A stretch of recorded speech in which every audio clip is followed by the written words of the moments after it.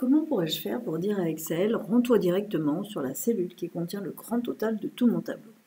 Voilà donc un tableau qui est pas extrêmement long, mais quand même, il pourrait être beaucoup plus long, et tout en bas, il y a carrément un total. Voilà. Et en fait, j'ai besoin assez régulièrement de me rendre tout en bas, enfin j'aimerais bien en tout cas pouvoir aller facilement me rendre sur ce fameux grand total qui est en bas, qui pourrait être en ligne 600 ou 1000 ou 1200. Comment faire? Alors, il y aurait la solution d'avoir repéré la référence de la cellule, n'est-ce pas? Et puis se servir de choses qu'on a vues dans d'autres questions, F5 par exemple, ou autre solution. Mais là, on ne sait pas. Puis en plus, on risque d'insérer des lignes, et donc peut-être à un moment donné, ne plus savoir du tout à quel niveau se trouve le total. Eh bien, on va utiliser ce qu'on appelle les noms de cellules. On va nommer la cellule où il y a le fameux grand total. En fait, on va découvrir d'ailleurs en cliquant qu'il est déjà nommé. Ce qui fait que je vais faire un chemin un peu inverse. Je vais vous montrer d'abord comment on supprime un nom et ensuite je referai. Alors les noms, ça se gère dans l'onglet Formule. Il y a aussi ici ce qu'on appelle le gestionnaire de noms et on va aller cliquer dessus. On va découvrir tous les noms qui ont été donnés dans la feuille. Alors c'est un classeur qui me sert à faire ces vidéos, donc j'ai plein de questions, de zones qui ont été nommées. D'ailleurs, chaque question en fait a été nommée, mais j'ai quelque part grand total. J'ai de grand total, voilà, le voilà, grand total. Donc ce grand total, je vais ici le supprimer. Voilà, supprimer, oui, et voilà, il n'y a plus de grand total. Ou alors s'il y en a un, c'est parce que c'est pas le bon. Je vois qu'il y en a un deuxième, je vais aussi le supprimer. Comme ça ne risque pas de s'interférer. Voilà. Donc ici, on a une cellule ordinaire, c'est E154, qui n'a pas particulièrement de nom. Alors, comment je vais faire pour nommer cette cellule? C'est très simple.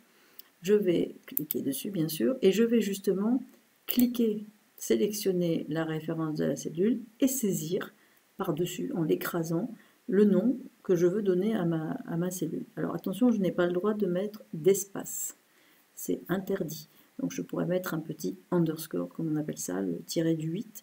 Et par exemple, je vais écrire ici, voilà, grand underscore total. Ou alors je peux tout simplement coller, évidemment, les deux mots en mettant une majuscule au début, ça se fait aussi. Et alors là, surtout, attention, là, il faut absolument que j'appuie sur Entrée. C'est fondamental. Si je n'appuie pas sur Entrée et que je clique n'importe où, ben c'est perdu, enfin mon nom n'est pas validé. Voilà. Donc à partir de là, quand je serai dessus, c'est ça que je verrai, son nom et non plus sa référence de cellule. Mais ce qui est bien très pratique, c'est que, puisque la question de départ c'était est-ce que je peux aller rapidement sur ce nom? Bah maintenant oui, alors comment je vais faire? D'accord, c'est bien, il est nommé, mais comment je fais pour y aller rapidement? Alors il y a une première technique, c'est tout simplement ici, à partir de maintenant, on va trouver, bon là c'est un classeur un peu spécial où il y a beaucoup de noms, mais s'il y en a très peu, vous avez des chances de trouver très rapidement votre bonheur. Donc ici, grand total, voilà, hop, et j'y vais directement. Encore une fois, c'est pas un très bon exemple celui-là, puisqu'il est plein de noms. Et puis on avait donc toujours la deuxième solution, qui est possible, c'est le F5. F5, ça émule l'option édition atteindre, enfin plutôt atteindre tout court. Voilà, je vais le faire. Et dans ce atteindre, pareil, on avait dit, je trouve question grand total qui se trouve ici, voilà. Et je peux, en cliquant sur OK, tout simplement l'atteindre également. Donc, dans un cas normal, le plus simple, c'est d'aller ici parce qu'on va trouver très rapidement le nom. Et sinon, F5, pourquoi pas. Et en plus, alors l'intérêt de donner un nom à une cellule, c'est pas vraiment là l'intérêt majeur, c'est que quand on fait un calcul et qu'on a besoin de figer une cellule, d'utiliser toujours la même dans un calcul, ça évitera les dollars qui sont un petit peu quand même rétrogrades. Enfin, en tout cas, ça fait depuis toujours, les dollars existent dans Excel, mais c'est pas très élégant. C'est beaucoup plus élégant de nommer une cellule. Et je répète que quand on veut supprimer un nom, attention, il ne faut pas aller ici justement.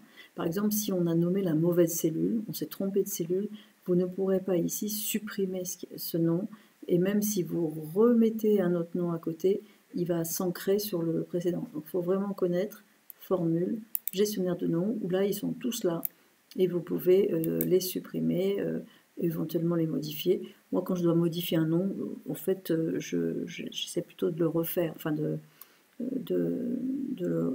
comment dire, de faire comme si je le faisais à nouveau.